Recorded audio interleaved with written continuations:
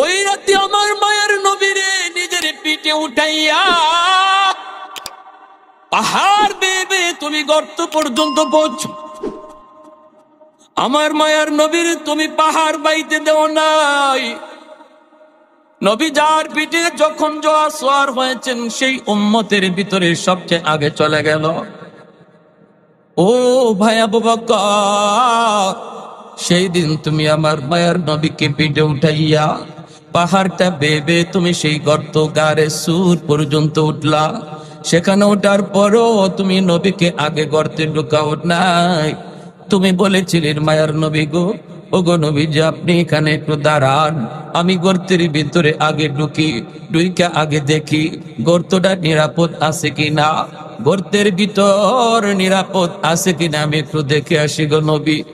যদি কোনো হিংস্র জীব জানোয়ার থাকে, আমি আবু বকরের যদি ক্ষতি হয়ে যায়, উম্মতের এত ক্ষতি হবে না।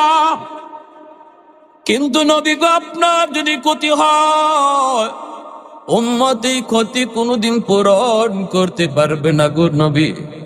আপনি গর্তের কিনারায় দাঁড়ান, আমার মায়ার নবীর গর্তের কিনারায় দাঁড় করায় তুমি আগে ঢুকছো, ঢুইকে তুমি গর্ত নিরাপদ করেছ।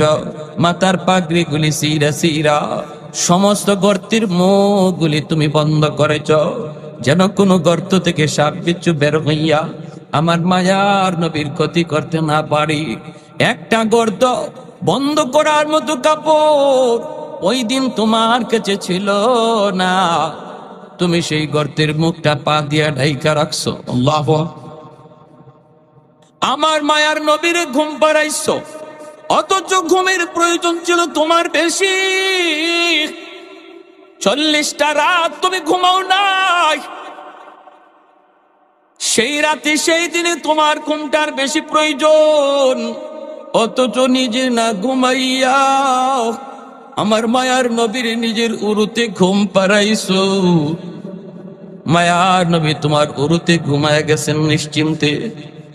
ওই গর্ত, যেই গর্ত পা দিয়ে আটকা রাখছো, বিষাক্ত সাপ কামড় দিল, বিষের যন্ত্রণায় তুমি অস্থির, চোখ দিয়ে তোমার পানি পড়ে, চেহারা লাল, কিন্তু বডি তুমি নাড়াও না, কারণ বডি নাড়াইলে আমার মায়ার নবীর ঘুম ভেঙে যাবে। বডি তুমি নাড়াও না, কারণ নাড়াইলে আমার মায়ার নবীর ঘুম ভেঙে যাবে। চোখের এক ফোঁটা পানি আমার নবীর পবিত্র গালে পড়লো, নবীর ঘুম ভেঙে গেল। এরপরে মায়ার নবীর পবিত্র লব লাগায় তোমার বিষাক্ত সাপের বিষ পানি হলো। ও ভাই আবু বকর, আমি ওমরের জীবনের সব নেকি তোমাকে দিয়ে দিলাম, বিনিময়ে শুধু আমাকে ওই এক রাতের নেকি দিয়ে দাও। सिद्दीक तेरा नाम से इस्लाम रहेगा, सिद्दीक तेरा नाम से इस्लाम रहेगा, दुनिया की सदाकत में तेरा नाम रहेगा, दुनिया की सदाकत में तेरा नाम रहेगा, फारूक तेरा नाम से इस्लाम रहेगा, दुनिया की अदालत में तेरा नाम रहेगा, दुनिया की अदालत में तेरा नाम रहेगा, उस्मान तेरा नाम से इस्लाम रहेगा, दुनिया की सखावत में तेरा नाम रहेगा, हैदर तेरा नाम से इस्लाम रहेगा, दुनिया की शजाअत में तेरा नाम रहेगा, मुआविया तेरा नाम से इस्लाम रहेगा, दुनिया की सियासत में तेरा नाम रहेगा। अल्लाहु अकबर। मुसलमाনের আওয়াজে কোন আল্লাহু আকবার, আরো জোরে আল্লাহু আকবার।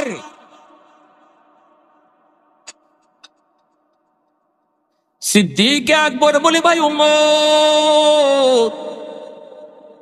এক রাতের নেকি তুমি নিতে চাও, জীবনের নেকি দিতে চাও। আমি আবু বকর নিজেই তো জানি না ওই রাতে আমার কি পরিমাণ নেকি হয়েছে। চলো মায়ের নবীর কাছে যাই, যাই আল্লাহ নবীর কাছ থেকে জানি ওই রাতে আমি আবু বকরের কি পরিমাণ নেকি হলো। দুজন আল্লাহ নবীর কাছে হাজির। মায়ার নবী দয়ার নবী জিজ্ঞেস করেন, কি ব্যাপার দুজন আমার কাছে, ঘটনা কি, কারণ কি? এইবার দেখা যায় আবু বকর সিদ্দিক বলেন, নবী গো, ওগো নবীজি, আমরা আমাদের জীবনের নেকি পাল্টা পাল্টি করতে চাই। ওমর তার জীবনের নেকি আমাকে দিয়ে দিবে, বিনিময়ে আমার এক রাতের নেকি চায়, এক রাতের নেকি চায়। আল্লাহর নবী জিজ্ঞেস করেন, আবু বকর এটা কোন রাতের নেকি? সিদ্দিক আকবর বলে, নবী গো, ওই রাতটা হলো হিজরতের রাত। আল্লাহ নবী বলেন, আবু বকর বদলা বদলি করবা কি করবা না আমি নবী জানি না, আমি কাউকে কোনো পরামর্শ দিব না, কারণ তোমরা দুজন আমার কাছে, দুজন আমি নবীর কাছে, একজন ডান হাত আর একজন নবীর বাম হাত। আজও আমার নবীর ডানে বামে দুজন শুয়ে আছেন। জোরে বলি আল্লাহু আকবার। মায়ার নবী দয়ার নবী কয়, আবু বকর আমি বলবো না, তবে তুমি যেটা জানতে চেয়েছো রে আবু বকর সেটা তোমাকে জানাইতে পারবো। ওই রাতের নেকি কি পরিমাণ তুমি বুঝি জানতে চাও? শোনো তাহলে, গোটা উম্মতের সমস্ত নেকি যদি এক পাল্লায় রেখে দেওয়া হয়, আর তোমার ওই এক রাতের নেকি এক পাল্লায় রেখে দেওয়া হয়, তোমার এক রাতের নেকি পাল্লা ভারী হয়ে যাবে। সিদ্দিক আকবর সাথে সাথে বলে, ভাই ওমর আমি পারবো না, আমি নিজেও জানতাম না রে ওই এক রাতের নেকি এত বেশি। ভাইরা আমার, এজন্য বলতেছিলাম, আমি আপনিও যদি এই মুহূর্তে তওবার নিয়ত করে বসে পড়ি, তাহলে পিছনের সব গুনাহ নেকি দ্বারা বদলে দিবেন কে? আল্লাহ। পারি না? কারা কারা পারি একটু হাত উঠে আল্লাহকে দেখাস। আল্লাহ তুমি কবুল করো। জোরে বলি আমিন। আর একটু জোরে বলি আমিন।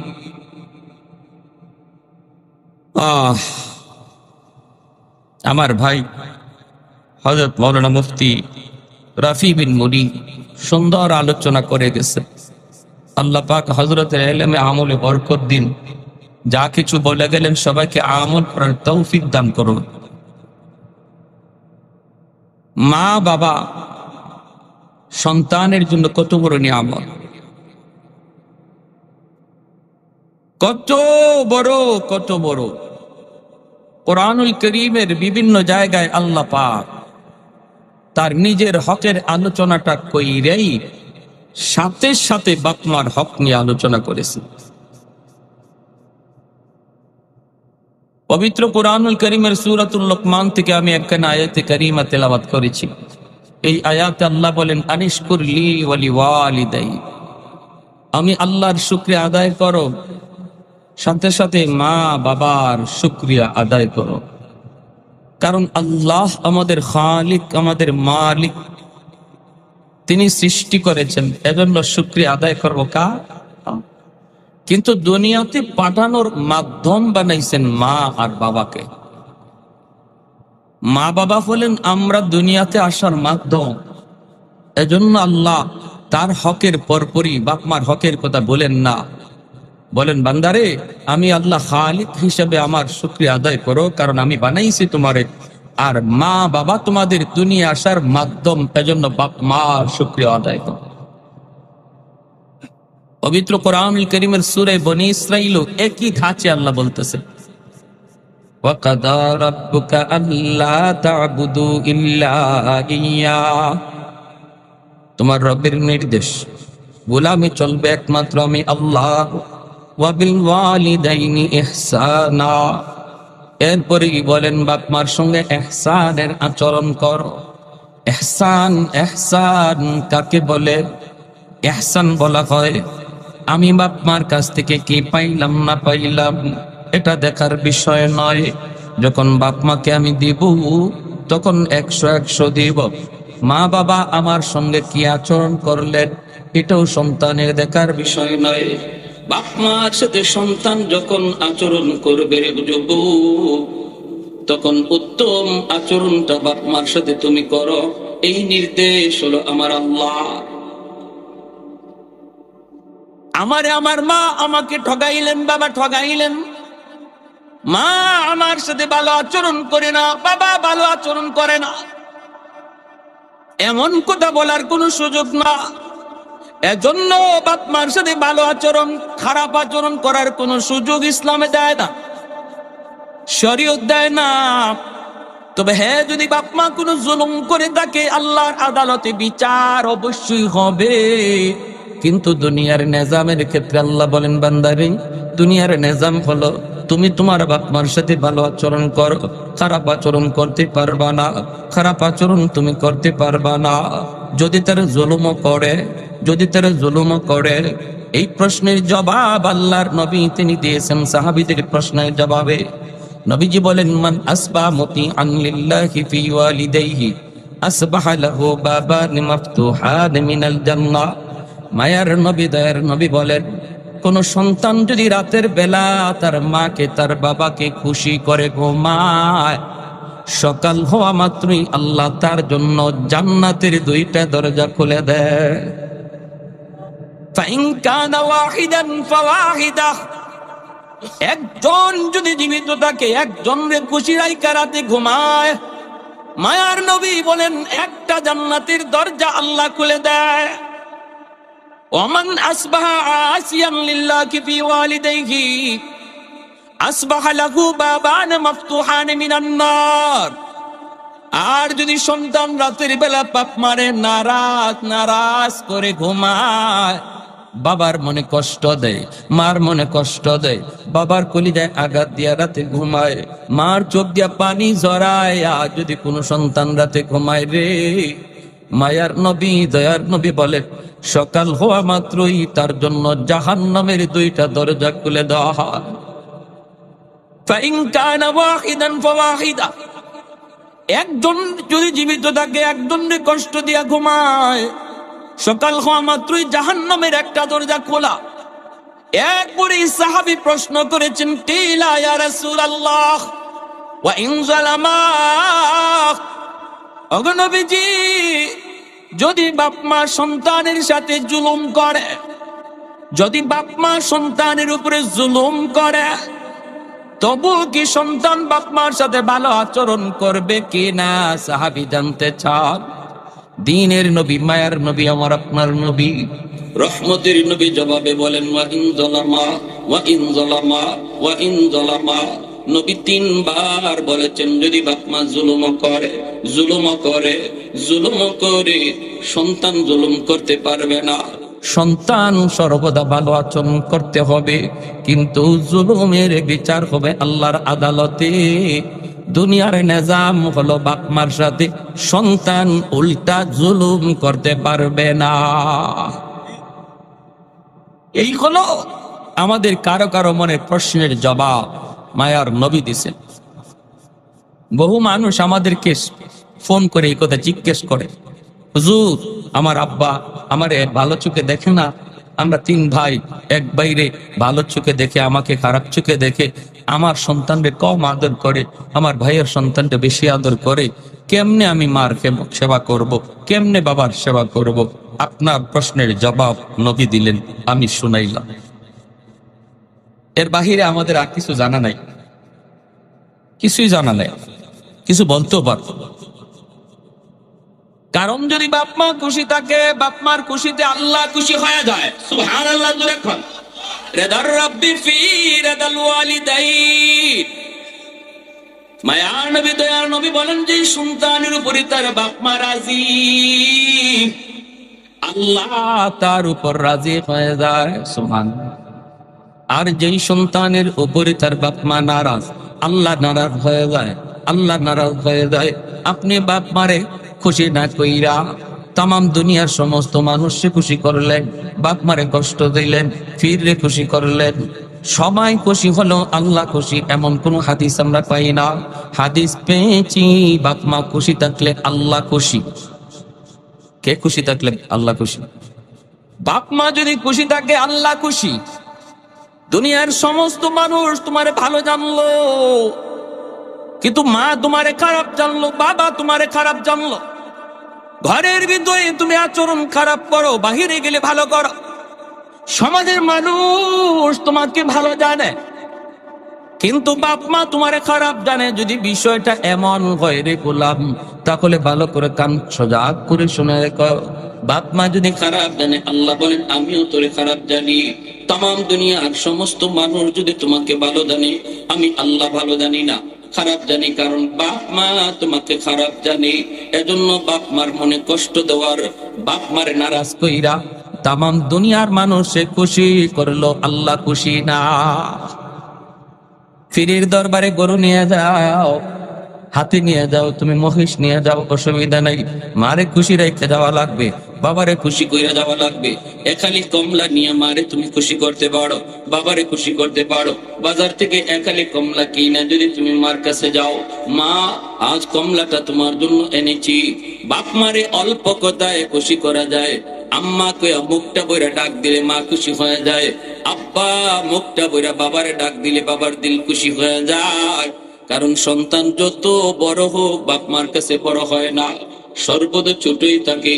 যত বেশি বেশি মুখ বইরা আব্বা আব্বা কইয়া ডাকবা, যত বেশি আম্মা আম্মা কইয়া ডাক দিবা, তত বেশি বাপ মা তোমার উপর খুশি হবে।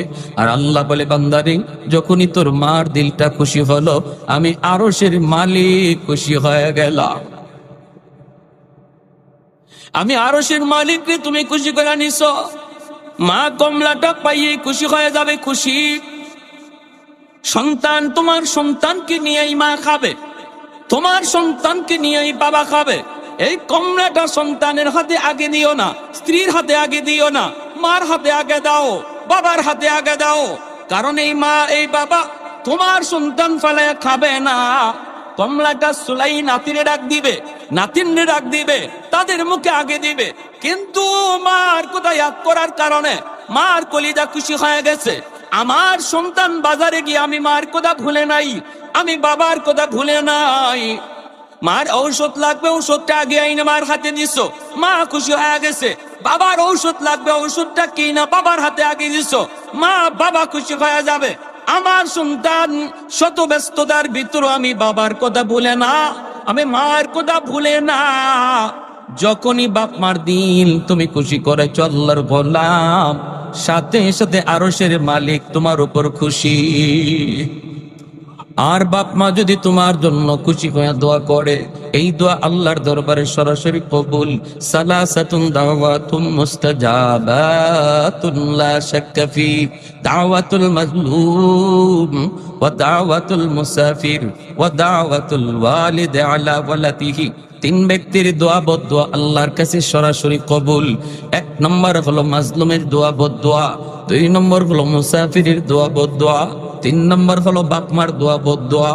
এই তিন ব্যক্তির দোয়া মায়ার নবী দয়ার নবী বলেন সরাসরি আল্লাহর দরবারে কবুল। এজন্য দুর্বলের গায়ে তুমি আঘাত দিও না, দুর্বলের কলিজায় তুমি আঘাত দিও না। ক্ষমতা তোমার বেশি, গোষ্ঠীর পাওয়ার তোমার অনেক বেশি, টাকার জোর তোমার অনেক বেশি। দুর্বলকে দুর্বল ভাইরা তুমি আঘাত দিও না, কারণ দুর্বলের চোখের পানির ফুটা আল্লাহর আদালতের ফাইলে যায় জমা হয়। দুর্বলের শব্দটা আল্লাহর আরশে পৌঁছতে বাধা থাকে না। দুর্বল মানুষের শব্দের আহাজারি আল্লাহর আরশে পৌঁছে যায়। এজন্য দুনিয়ার মামলা দুনিয়া শেষ করো, আল্লাহর আদালতে মামলা নিয়ে কেউ উইটো না। কারণ আল্লাহর আদালত বড় খতরনাক। আল্লাহর আদালতে ঘুষ দেওয়া চলে না, আল্লাহর আদালতে কাউকে ফোন দেওয়া যায় না। এজন্য দুনিয়ার মামলা দুনিয়াতে ডিসমিস করো। যদি তুমি দুর্বলকে কষ্ট দিয়া থাকো, মৃত্যুর আগে আগে দুর্বলের কাছ থেকে তুমি মাপ চেয়ে নাও। কারণ দুর্বল যদি মামলা আল্লাহর আদালতে আল্লাহর আদালতে যদি পৌঁছে যায়, এই মামলা যদি আদালতে তোমাকে হাজির হতে হয়, তাহলে ওই জায়গায় কিন্তু দুর্বল তোমাকে মাপ দিবে না। হাসরের মাঠ কেউকে মাপ দেওয়ার জায়গা না রে যুবক। হাসরের ময়দান হলো শুধুমাত্র শক্ত হওয়ার ময়দান। সন্তান মার প্রতি দয়া দেখাবে না, বাপ মা ও সন্তানের প্রতি দয়া দেখাবে না। এজন্য বলি দুর্বলের উপরে জুলুম করবা না। 2 নম্বর, মুসাফিরকে কষ্ট দিবা না। মুসাফিরের কাছ থেকে যত পারো দোয়া নিবা, কারণ মুসাফিরের দোয়া যদি তোমার জন্য অন্তর থেকে বের হয়, এই দোয়া আল্লাহর আদালতে, আল্লাহর দরবারে সরাসরি পৌঁছে যায়। 3 নাম্বার হলো বাপ মার কলিজায় যদি কেউ ব্যথা দেয়, এই শব্দ আল্লাহর আরশে পৌঁছে। বাপ মার অন্তর যদি কেউ খুশি করে, এই খুশির দোয়াও আল্লাহর আরশে পৌঁছে যায়। মাঝখানে কোনো বাধা নাই। আব্দুল কাদের জিলানী, মঈনুদ্দিন চিশতির মতো আল্লাহর ওলি এক জায়গায় তোমার জন্য হাত উঠাইছে। হাজারো আব্দুল কাদের জিলানীর দোয়া কবুল হবে কি হবে না কোনো গ্যারান্টি নাই, কিন্তু ভাঙ্গা করে যদি মা হাত বাড়ায়, এই দোয়া কবুল হওয়ার গ্যারান্টি আমার নবী দিয়েছেন। সুবহানাল্লাহ। বাবা যদি তোমার জন্য হাত উঠায়, এই দোয়া কবুলের গ্যারান্টি আমার মায়ের নবী দিয়েছেন। অতএব শোনো, সাবধান, যেই সন্তানের উপরে বাপ মার দোয়া থাকে, 1 নাম্বার ফায়দা দুনিয়ার, আল্লাহ পাক তার হায়াতের ভিতরে আল্লাহ বরকত বাড়ায় দেয়। 2 নম্বর, আল্লাহ তার রিজিকের মধ্যে বরকত বাড়ায় দেয়। 3 নাম্বার, আল্লাহ পাক তার সন্তানকে মানুষের মতো মানুষ বানায় দেয়। আর যদি বাপ মার বদদোয়া থাকে সন্তানের উপর, 1 নাম্বার ক্ষতি হলো দুনিয়ার হায়াতের বরকত আল্লাহ কেড়ে নেয়। 2 নম্বর হলো রিজিকের বরকত আল্লাহ কেড়ে নেয়। কেন তুমি ব্যবসায় সফলতা পাও না? কেন তুমি চাকুরিতে প্রমোশন পাও না? কেন তোমার চাকুরি হয় না? কেন তোমার রুজির ব্যবস্থা তোমার হয় না? গন্ডগোল কোন জায়গায় তুমি খোঁজ করে লাগাও। তোমার জীবনের পাওয়ার হাউস হলো বাপ মা। সন্তানের জীবনের পাওয়ার হাউস হলো বাপ মা। কারেন্টের লাইট এখানে লাগাইলাম, ফ্যান এখানে লাগাইলাম, লাইট যদি জ্বালাইতে হয়, ফ্যান যদি ঘুরাইতে হয়, পাওয়ার হাউস থেকে লাইন ওকে করা লাগবে, তাহলেই তো লাইট জ্বলবে, ফ্যান ঘুরবে। তোমার আমার জীবনে আল্লাহ কিছু বাতি লাগাইয়া দিছে, আল্লাহ জ্বালায় দেয় নাই, জ্বালানো তোমার আমার দায়িত্ব। বাপ মা হলো পাওয়ার হাউস, ওখান থেকে যদি তুমি লাইন ওকে করে নাও, জিন্দগির বাতি আল্লাহ জ্বালায় দিবে। গন্ডগোল কোন জায়গায় যুবক? কেন তুমি পড়ালেখায় উন্নতি পাও না, রেজাল্ট তোমার ভালো হয় না? দেখো মা কলিজায় ব্যথা আছে কিনা, বাবার কলিজায় ব্যথা আছে কিনা তুমি খবর লাগাও।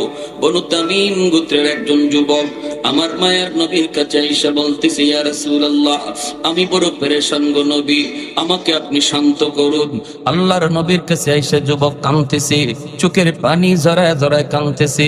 এইবার মায়ার নবী, দয়ার নবী বলেন, যুবক কি তুমি তোমার পেরেশানি একটু বলো। যুবক বলতেছে, মায়ার নবী গো, আমি আমার বাপ মার গর্বে একমাত্র সন্তান, অভাবের সংসার, বাবা কষ্ট করে করে সংসার চালাইছেন, আমি লেখাপড়া করতে পারি নাই গো নবী। শিশুকালেই আমি কাজে লেগে গেলাম, কিন্তু আমি সফলতার মুখ দেখতে পাই নাই, আমি সফলতা পাই নাই, টাকা পয়সার মুখ দেখি নাই। এই অবস্থায় আমি দেখেছি কত রাত কত দিন আমার মা না খাইছিলেন, আমার বাবা তিনি না খাইছিলেন। কখনো মা নিজে না খাইয়া আমাকে কোন রকম খানার ব্যবস্থা করে দিছেন। বড় কষ্ট করে সংসার চলাইলেন। আজ আল্লাহ আমাকে অনেক পয়সার মালিক বানাইছে, অনেক সম্পদের মালিক আল্লাহ আমাকে বানাইছে, পয়সা করির কোনো অভাব নাই। কিন্তু মার সেবা করার সুযোগ আল্লাহ কেড়ে নিয়েছে, বাবার সেবা করার সুযোগ আল্লাহ কেড়ে নিয়েছে। আমার মা শেষ বয়সে চিকিৎসা করাইতে পারি নাই, আমার আব্বারে আমি চিকিৎসা করাইতে পারি নাই গো নবী। আমার আব্বা আম্মা দুজন আজকে কবরে চলে গেছে, পয়সার কোনো অভাব আমার নাই, কিন্তু বাপ মার সেবা করার সুযোগ নাই, বাপ মার সেবা করার সুযোগ নাই, তারা তো কবরে। ওগো নবীজি, আমি এখন পয়সা দিয়ে কি করব? রাতের বেলা ঘুমাইতে গেলে ঘুম ধরে না, পয়সা করে হাতে নিয়ে আমি চোখের পানি ধরায় কান্দি, হায় রে পয়সা তুই ধরা দিলে ঠিক, কিন্তু সময় মতো আসলি না। ওগো নবীজি, আমি জানতে চাই আমার আব্বা আম্মা যদিও কবরে, তবুও কি তাদের সেবা করার কোন সুযোগ আছে কিনা? আল্লাহ নবী রহমতের নবী বলেন, যুবক, এখনো তোমার সেবা করার সুযোগ রয়েছে রে, যদি তুমি 5টা কাজ করো।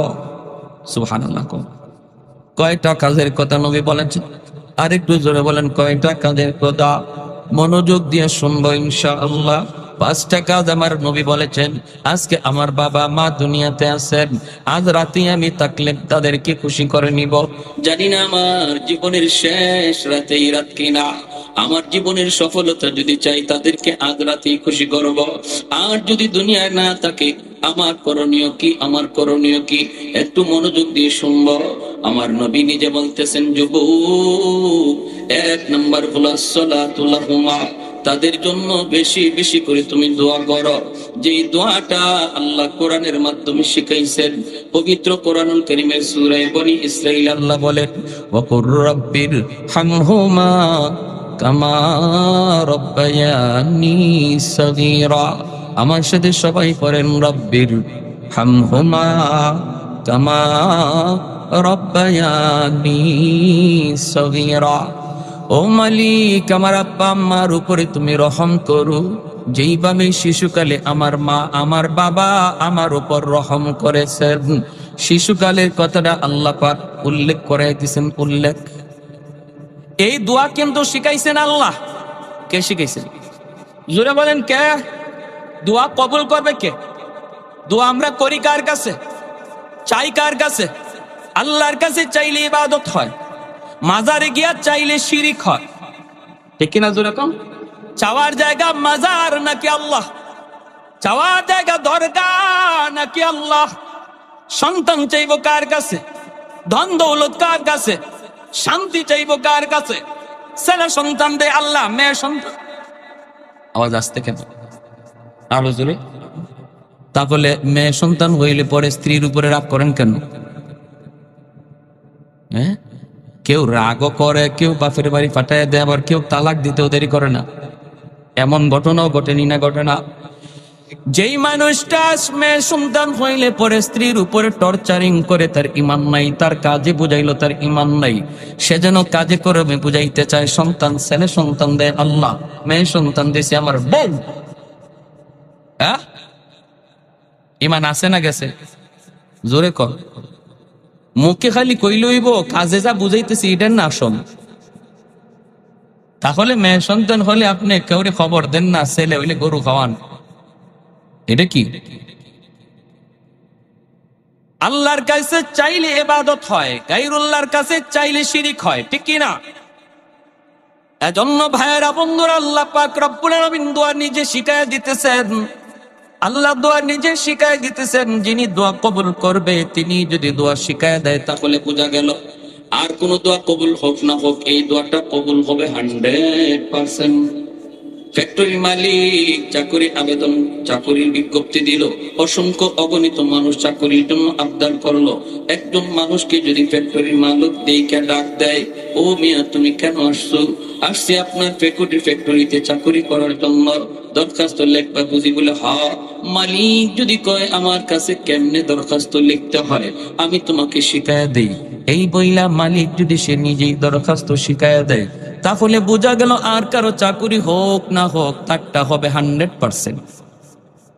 আল্লাহ পাক কয়, বান্দা, শিশুকালে তোমার মা তোমার বাবা কি পরিমাণ মায়া তোমারে করলো, কি পরিমাণ আদর, কি পরিমাণ সেবা, কি পরিমাণ মহব্বত তোমাকে করলো, তোমার ইয়াদ না থাকলো আমি আল্লাহর সব মনে আছে, আমি আল্লাহ সব দেখেছি।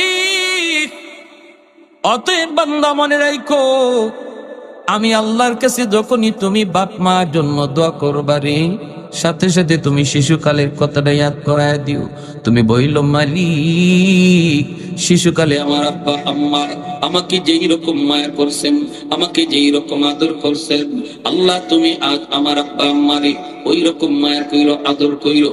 একটা ঘটনা শুধু বলি, অনেক বাপ মা আছে, অনেক বাবা আছে, অনেক মা আছে কষ্ট করে করে সন্তানকে লেখাপড়া করায়। অনেক বাবা আছে যেই বাবা কাজ করে কইরা, দিন মজুরি কাজ করে করে সন্তানদের লেখাপড়া করায়, কিন্তু এই সন্তান বড় হওয়ার পর বড় অফিসার হইয়া বাপ মা ভুলে যায়। নোয়াখালী আসেনি না ভাই? আসেনি না? নাই জোরে কোন? বাস্তব একটা ঘটনা বলি শুনো।